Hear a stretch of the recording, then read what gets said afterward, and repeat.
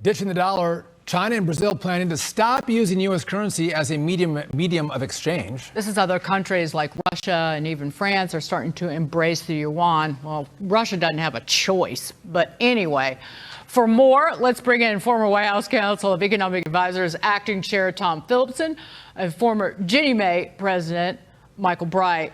Tom, what do you make of this? And I'm not going to get you to, there's certainly very much upset about Joe Biden and the reckless spending by the Democrats and the inflation and concerns about the stability of the dollar as the world's reserve currency. But what say you about China cozying up with, say, Brazil and other nations? They are, but it's a long way to go. So China is about 3% of global reserves, their currency. We're about 60%. Euro is about 20%. So they have a long way to go. And usually this has been pretty stable. We've been the leading currency for about 75 years. One major reason is that we're the safe place to go when things get tough in a financial crisis or COVID or whatever. You need dollars to be safe, to buy U.S. treasuries. So there's a lot of demand for dollars when things go sour, and that's part of the reason why that might change with all the debt we're having. And if we one day, knock on wood, default, that's going to change, and there's going to be a lot less demand for dollars. Well, Michael, it seems like this is a new track where, again, you have Saudi Arabia selling oil in the yuan, at least to China, Brazil now coming on board, and France making purchases in the yuan. Should we be concerned? I definitely think it's worth watching. I'm not on a worry or panic, hit the panic button. Not like me?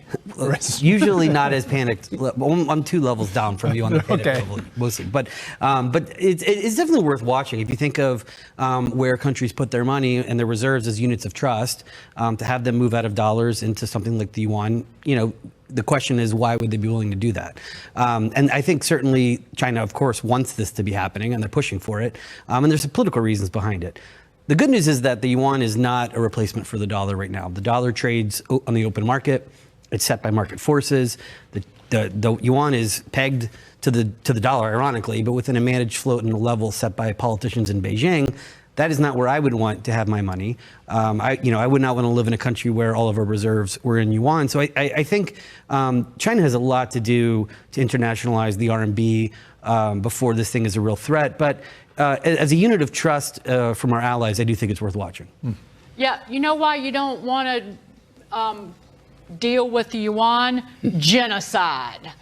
Crimes against humanity, a closed capital account, and tied at the hip with another despot. People don't trust communist China. They lie about everything to do with their economy, and there's not enough of it to trade in it. You need currencies big enough of it to clear the volume of trading going on. And there are basically only 5 economies in the world that can do that. I think you just made the point as to why this may be a flash in the pan, because I think a lot of countries, especially our allies in the European Union, agree. And I think that there's a lot of truth to... If they're talking crap about the greenback, they've got a vested interest in trying to talk it down. But Tom, and it's been incredibly stable for years. You have a $9 trillion Fed balance sheet. You have $32 trillion in debt. You're going to $50 trillion with Joe Biden's budget. You have inflation at over 6%. This does not feel very stable here in the U.S. either. Yeah, and you cannot, here's the key, you cannot tax your way out of this hole. But can you print your way out? No, here's the deal. Not anymore. I gave you some simple numbers. We're going to go from 100% of debt roughly held by the public, that's not the entire debt, but held by the public, to 200% roughly. Yeah. I mean, order of magnitude. You're going to, just to keep afloat, you're going to have to collect, if you were to tax your way out of this, you have to collect 10% of GDP every year for 10 years. Just to keep us at 100% of GDP, right? We're going from 100 to 200, we need 10% every year. That's 50% of our federal budget. Our federal budget is 20% of GDP. That's not going to happen. It's not going to happen. You have to lower spending, but no one wants to take spending off the table. So Medicare is off the table, Social Security is off the table, defense is off the table, interest payments off the table.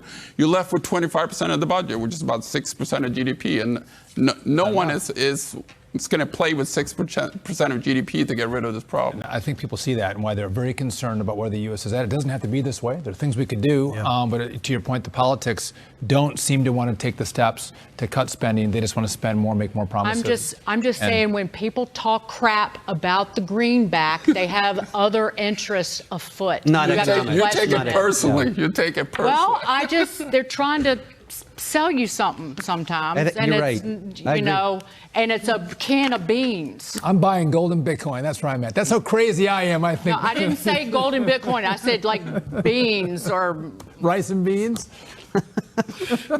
y'all are the best, Tom. Tom, Michael, thank you guys. All right, thanks for having us. Thank you. I don't know if we settled that debate or not, Dagan. No, we're not debating. I'm not arguing with you. We're just I'm just having concerned. a discussion. They make really good points. No, but Tom is agreeing with you, actually, indirectly. There you go. I'll take Michael too.